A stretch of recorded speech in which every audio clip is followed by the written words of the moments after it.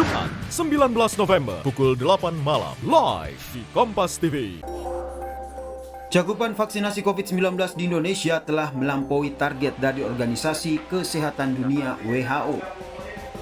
Menurut Menteri Kesehatan Budi Gunadi Sadikin, dari target populasi sebanyak 208 juta jiwa, 62% telah mendapatkan vaksinasi COVID-19 dosis pertama, sementara sebanyak 40% telah mendapatkan dosis lengkap. Budi juga menambahkan, per hari suntikan vaksin bisa mencapai 2 juta dosis. Namun jumlah suntikan itu ditargetkan meningkat pada akhir tahun hingga 300 juta dosis per hari.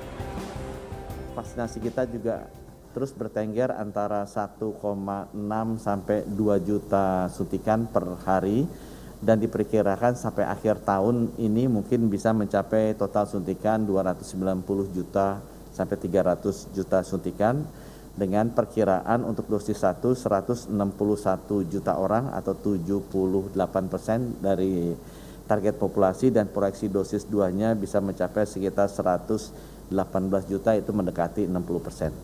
Dibandingkan dengan target WHO yang akhir tahun diharapkan 40% lengkap di dosis kedua. Bapak. Organisasi Kesehatan Dunia menargetkan setiap negara setidaknya memvaksinasi 10% dari populasi penduduknya di akhir September 2021. Sekurangnya 40% di akhir tahun ini dan 70% populasi dunia pada pertengahan 2022.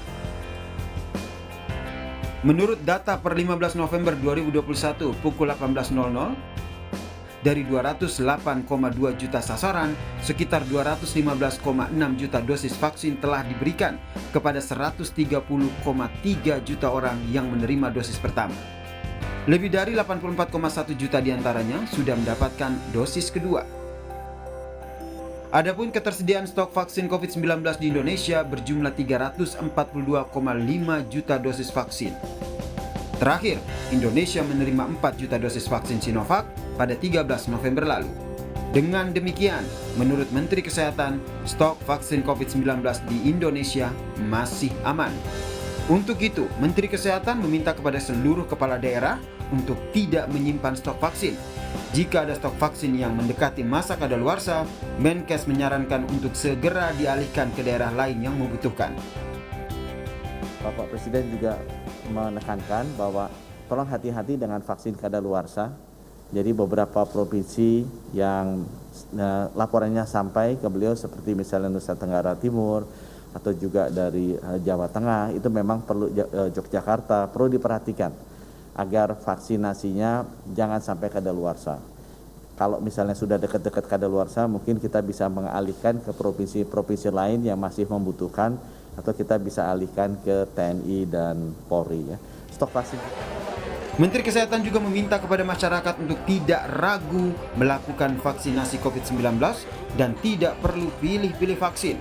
Pemerintah menjamin vaksin yang diberikan kepada masyarakat aman, bermutu, dan berkhasiat. Dengan vaksinasi COVID-19 mampu mengurangi risiko kematian akibat COVID-19 dan dapat menghindarkan dari gejala berat serta perawatan di rumah sakit. Tim Liputan, Kompas TV.